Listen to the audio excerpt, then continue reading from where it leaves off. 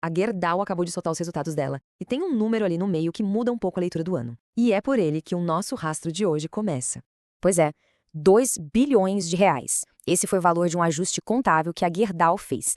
E olha, apesar de não mexer no caixa, esse número deixa uma pista, sabe? Uma pista bem importante sobre a estratégia da empresa. Então, a pergunta que fica é essa. E é exatamente isso que a gente vai responder hoje, seguindo o rastro que os números deixaram no balanço.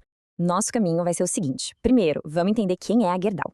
Depois, a gente olha o cenário do aço hoje. Aí sim, mergulhamos nos números do balanço, vemos o que o rastro deles nos mostra, checamos a saúde financeira e, no final, o que ficar de olho daqui pra frente. Para começar, é fundamental entender uma coisa. A Gerdau não é só mais uma siderúrgica. Ela é, na verdade, a maior recicladora de sucata de ferro da América Latina. Ou seja, ela pega milhões de toneladas de resíduos e transforma em aço novinho em folha todo ano. E a operação dela não é só aqui não, é global. Se a gente olhar este gráfico, fica bem claro o peso da América do Norte, né? Responde por mais ou menos 60% da geração de caixa operacional. Essa diversificação geográfica, ela funciona como uma espécie de seguro, o que o pessoal do mercado chama de hedge natural. Basicamente, quando as coisas no Brasil não vão tão bem, a receita forte que vem em dólar lá dos Estados Unidos ajuda a botar as contas nos eixos. Agora, a grande vantagem da Gerdau está no jeito que ela produz. Em vez daqueles altos fornos gigantes que usam minério de ferro, ela opera principalmente com as chamadas mini-mills, ou mini-usinas. Elas usam fornos elétricos para derreter sucata. E o que isso significa? Significa um custo menor de instalação, mais flexibilidade para produzir mais ou menos conforme a demanda e, um ponto super importante hoje em dia, uma pegada de carbono quase 50% menor que a média do setor. Ok, entendido o modelo de negócio, vamos dar uma olhada no cenário. Porque o mercado de aço hoje vive um verdadeiro cabo de guerra. Se você está gostando deste vídeo, deixe um like e comente abaixo sobre qual empresa ou ativo você gostaria que fosse o próximo vídeo. E não se esqueça de nos seguir. Olha só, de um lado a gente tem a China, com excedente de aço, que ela joga no mercado mundial, e isso puxa os preços para baixo. Aqui no Brasil, a demanda está muito ligada à construção civil. Do outro lado da corda, o dólar mais alto acaba ajudando a inflar os resultados que vêm lá dos Estados Unidos, onde a demanda continua firme por causa de pacotes de estímulo do governo. Esse é o pano de fundo. Agora vamos ver como a Gerdau se saiu nesse jogo. Bom, chegamos no coração da nossa análise, os números consolidados de 2025, que são a base para a gente entender como 2026 começou. Mas antes de olhar os valores, só uma paradinha rápida. Quando a gente fala de EBITDA, estamos falando da capacidade da empresa de gerar caixa com a sua operação principal.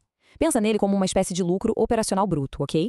Vamos aos números? Primeiro, o lucro líquido ajustado fechou 2025 em 3,4 bilhões de reais. Isso foi uma queda de 21% em relação ao ano anterior. Já a margem EBITDA ajustada, que no fundo mostra o quão rentável é a operação, ficou em 14,4%, um número bem forte, viu? Acima da média do setor. E por fim, um ponto muito positivo, o endividamento, que chegou na mínima histórica. Já vamos falar mais disso.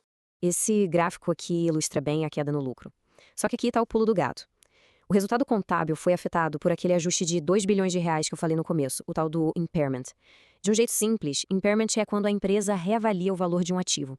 Ela olhou para algumas operações aqui no Brasil e, com um cenário mais difícil, concluiu que, no papel, elas valem menos do que antes. O importante é que isso é só um lançamento contábil. Não saiu um centavo do caixa da empresa por causa disso. Agora que a gente já viu os números, vamos tentar entender a história que eles contam.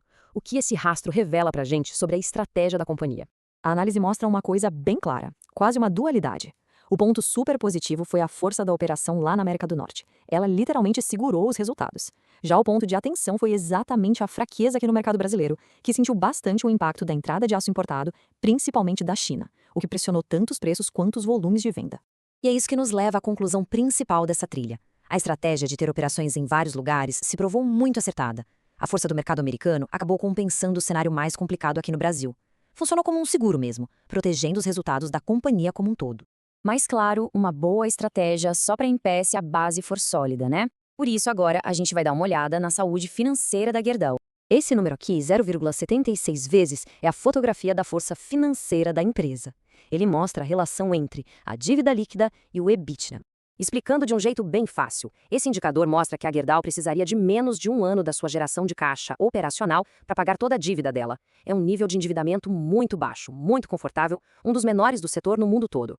E essa solidez toda permite que a empresa tenha disciplina na hora de gastar o dinheiro. Ela reduziu o plano de investimentos para 2026, focando em gerar caixa. E, ao mesmo tempo, manteve um retorno forte para os acionistas. Foram 2,4 bilhões de reais em dividendos e recompras de ações em 2025. E a empresa já sinalizou que pretende continuar com essa política. Olhando para frente, então, o que pode destravar valor ou, por outro lado, trazer riscos para a Gerdau? Bom, do lado dos ventos a favor, tem a possibilidade do governo brasileiro criar medidas para proteger o mercado interno. Lá nos Estados Unidos, os projetos de infraestrutura devem continuar garantindo a demanda. Já do lado dos riscos, a gente tem a continuidade dessa pressão do aço chinês, juros altos que desaquecem a construção e uma possível queda no que a gente chama de spread metálico. O spread, de forma simples, é a margem de lucro da empresa, a diferença entre o preço que ela vende o aço e o custo da sua matéria-prima, que é a sucata. Se essa diferença diminui, a rentabilidade cai junto. Em resumo, o rastro que os números deixam é o de uma empresa financeiramente muito saudável, muito resiliente e que usou sua força lá na América do Norte para conseguir navegar um mar bem turbulento aqui no Brasil. E essa análise toda nos deixa com uma pergunta final para reflexão. Com a casa arrumada, a gestão financeira em dia, mas com um cenário aqui dentro ainda desafiador, será que a eficiência da Gerdau e essa força internacional vão ser suficientes para atravessar esse ciclo de baixa do aço no mercado brasileiro?